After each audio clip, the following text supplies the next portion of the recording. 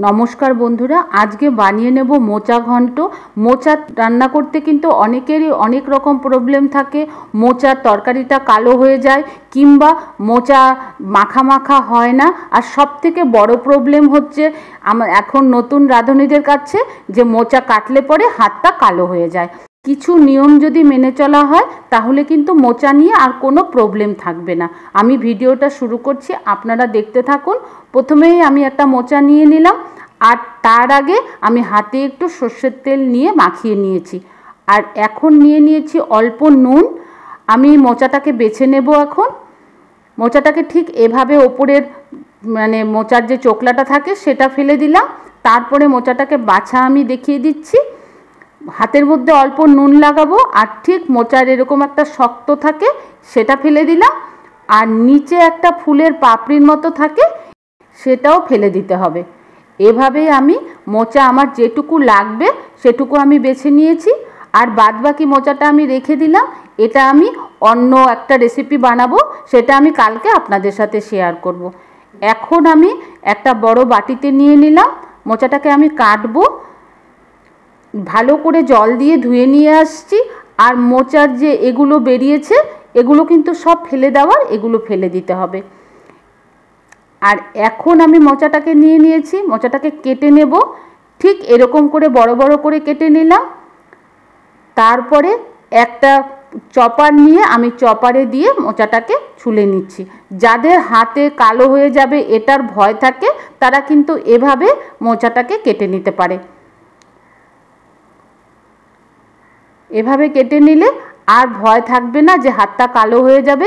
মোচাতে প্রচুর পরিমাণে আয়রন থাকে, তাই মোচা কাটলে পরে হাতটা কালো হয়ে যায়। যাদের কাছে এরকম চপার নেই তারা কিন্তু ছোট ছোট করে কুচিয়ে নিলেও হবে। আমি কিন্তু কুচিয়েই কেটে নিয়েছি। তারপরে এখন একটা বাটির মধ্যে অল্প হলুদ আর অল্প নুন মিশিয়ে দিলাম। মোচাটা যে কেটে নিয়েছি সেই মোচাটা এই হলুদ আর নুন জলের মধ্যে আমি মিশিয়ে দিলাম। আর আমি পুরো মোচাটা এইটুকু আপনাদের সামনে দেখিয়েছি আমি ভিডিও করে। তারপরে কিন্তু আমি দা দিয়ে কেটে নিয়েছি, মানে আমি দা দিয়ে কাটতেই বেশি পছন্দ করি, আমার ছোট ছোট হয়। এখন মোচাটাকে ভালো করে আমি ধুয়ে নিয়ে আসব। যেহেতু নুন আর হলুদ জলটা দিয়েছি 2-3 বার জল পাল্টে ধুয়ে নিলাম। এখন কুকার নিয়ে নিয়েছি, কুকারে আমি কাটা মোচাগুলো সব দিয়ে দিলাম। সাথে যেটুকু জল আছে নিচে আমি কিন্তু আর এক্সট্রা জল দেইনি। এই জল দিয়ে নুন আর হলুদ দিয়ে কুকারের ঢাকনাটা বন্ধ করে গ্যাসটাকে একদম হাই ফ্লেমে দিয়ে ঠিক একটা সিটি দিয়ে নিয়ে আসব। আর এখন একটা কাজ করে নিতে হবে, হাতটা আমাদের একটু কালো হয়ে যেতে পারে, তাই একটা ছোট টুকরো লেবু নিয়ে নিয়েছি। লেবুটা ভালো করে হাতের মধ্যে ঘষে নিয়ে তারপরে জল দিয়ে হাতটা ধুয়ে নিয়ে আসলাম। দেখুন আমার হাতটা কিন্তু আর কালো হয়ে যায়নি। এই কাজটা কিন্তু মোচা কাটার সাথে সাথেই করে নিতে হবে। এখন কুকারটা নিজে নিজে যখন খুলেছে তখন আমি একটা বাটির মধ্যে পুরো সেদ্ধ মোচাটা দিয়ে দিলাম। দেখুন মোচাটা কীরকম সেদ্ধ হয়েছে, একদম কিন্তু গলে যায়নি, কিন্তু ধরলে পরে ভেঙে যাচ্ছে। ঠিক এরকমই সেদ্ধ করে নিতে হবে। আর জল তো আমি দেইনি, যেটুকু জল বেরিয়েছে তাতেই কিন্তু হয়ে গেছে। মোচাটাকে একটু সময় ঠান্ডা করে নিয়েছি, যতক্ষণ আমি হাত দিয়ে ধরতে পারবো সেরকম ঠান্ডা করেছি। এখন মোচাটাকে ভালো করে কচলে নিতে হবে। এখানে ভালো করে যখন মাখা হয়ে গেছে তখন আমি এখানে দিয়ে দিলাম হাফ চামচ হলুদ গুঁড়ো, হাফ চামচ ধনে গুঁড়ো, হাফ চামচ জিরে গুঁড়ো, হাফ চামচ লঙ্কা গুঁড়ো আর দিয়ে দিলাম 2 টেবিল চামচ সর্ষের তেল। এখন এই মশলাগুলো দিয়েও ভালো করে আবার মোচাটাকে মেখে নেব। এভাবে যদি মোচা মানে মেখে বসানো হয় তাহলে কিন্তু মোচা যে ছাড়া ছাড়া একটা ভাব এসে যায় সেটা কিন্তু হবে না, মোচা মাখা মাখা হবে। এখন এখানে নিয়ে নিয়েছি কিছু আলু। আলুটাকে আমি জলে ভিজিয়ে রেখে দিয়েছিলাম টুকরো টুকরো করে কেটে। আর এখানে আদা, জিরে, তেজপাতা আর কিছু গরম মশলা নিয়ে নিয়েছি। এখন রান্নাটা করে নেব। কড়াইতে সর্ষের তেল দিয়ে দিলাম। সর্ষের তেলটা যখন ভালো করে গরম হয়ে গেছে তখন আমি আলুর টুকরোগুলো দিয়ে দিলাম। নুন আর হলুদ দিয়ে আলুর টুকরোটাকে একটু ভালো করে ভেজে নিতে হবে। একটু নাড়াচাড়া দিয়ে গ্যাসের ফ্লেমটা কিন্তু এখন হাই আছে। আমি আলুর টুকরোগুলো যখন লাল লাল হয়েছে নামিয়ে নিলাম। এখন একটা শুকনো লঙ্কা ফোড়ন দিলাম আর জিরে ফোড়ন দিলাম। সাথে দিয়ে দিলাম তেজপাতা, গরম মশলা, একটা এলাচ, অল্প একটা দারচিনির টুকরো আর 3টে লং। তারপরে দিয়ে দিলাম আদা বাটাটা।